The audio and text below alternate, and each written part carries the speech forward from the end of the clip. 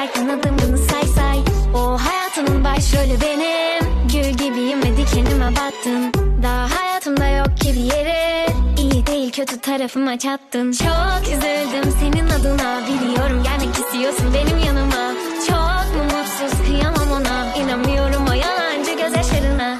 Çok üzüldüm senin adına. Biliyorum gelmek istiyorsun benim yanıma. Çok mu mutsuz kıyamam ona. İnanmıyorum o yalancı gözyaşlarına. Çok geç artık af dile, sen beni tanıyamamışsın, anlayamamışsın. Gerçeklerden kaç yine sen, yalana doymazsın. Nasıl